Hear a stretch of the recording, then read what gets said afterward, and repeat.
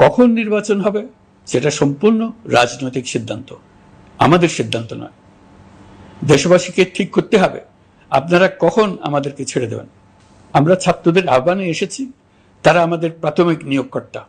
একটা বিষয়ে সবাই জানতে আগ্রহী, কখন আমাদের সরকার বিদায় নেবে। এটার জবাব আপনাদের হাতে। কখন আপনারা আমাদেরকে বিদায় দেবেন? আমরা কেউ দেশ শাসনের মানুষ নই। আমাদের নিজ নিজ পেশায় আমরা আনন্দ পাই। দেশের সংকটকালে ছাত্রদের আহ্বানে আমরা এই দায়িত্ব গ্রহণ করেছি। আমরা সমস্ত শক্তি দিয়ে দায়িত্ব পালন করব। আমাদের উপদেষ্টা মণ্ডলীও এই লক্ষ্যে উদ্বুদ্ধ হয়ে সবাই মিলে একটা টিম হিসেবে কাজ করে যাচ্ছি। কখন নির্বাচন হবে সেটা সম্পূর্ণ রাজনৈতিক সিদ্ধান্ত, আমাদের সিদ্ধান্ত নয়। দেশবাসীকে ঠিক করতে হবে আপনারা কখন আমাদেরকে ছেড়ে দেবেন। আমরা ছাত্রদের আহ্বানে এসেছি, তারা আমাদের প্রাথমিক নিয়োগকর্তা। দেশের আপামর জনসাধারণ আমাদের নিয়োগ সমর্থন করেছে।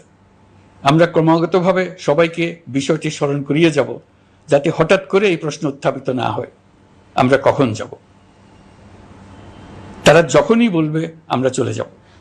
আমরা সংস্কারের অংশ হিসেবে নির্বাচন কমিশনকেও সংস্কার করব। কমিশনকে যে কোনো সময় আদর্শ নির্বাচনের জন্য প্রস্তুত রাখব। আমরা বিভিন্ন সংস্কারের কাজ শুরু করেছি। দেশবাসীকে অনুরোধ করব একটা আলোচনা শুরু করতে। আমরা সর্বনিম্ন কি কি কাজ সম্পূর্ণ করে যাব, কি কি কাজ মোটামুটি করে গেলে হবে। এই আলোচনার মাধ্যমে আমরা একটা দিক নির্দেশনা পেতে পারি।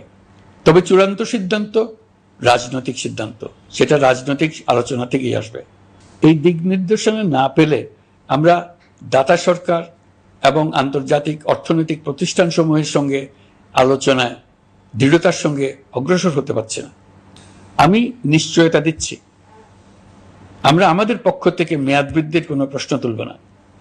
আমরা আপনাদের সকলের দোয়া চাই।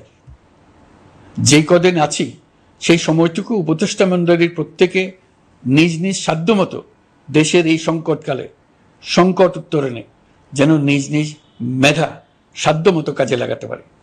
নতুন বাংলাদেশ গড়ার যে সুযোগ ছাত্র জনতার রক্তের বিনিময়ে আমরা অর্জন করলাম, আমরা আমাদের মতানৈক্যের কারণে সেটা যেন হাতছাড়া করে না ফেলে, এটা আমরা নিশ্চিত করতে চাই।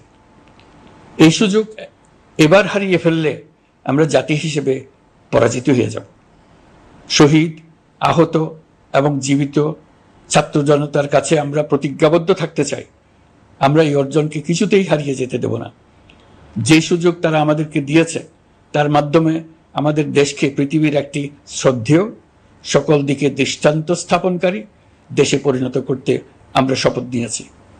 সবশেষে আবারও আমাদের দেশের সকল মানুষ, শিশু, কিশোর কিশোরী, তরুণ তরুণী, বয়স্ক, বৃদ্ধ, নারী, পুরুষ সবার কাছে দোয়া চাইছি যেন আমরা আমাদের সকলের স্বপ্ন বাস্তবায়নে সফল হই। আল্লাহ আমাদের সহায় হন, আমাদের সবার মঙ্গল করুন।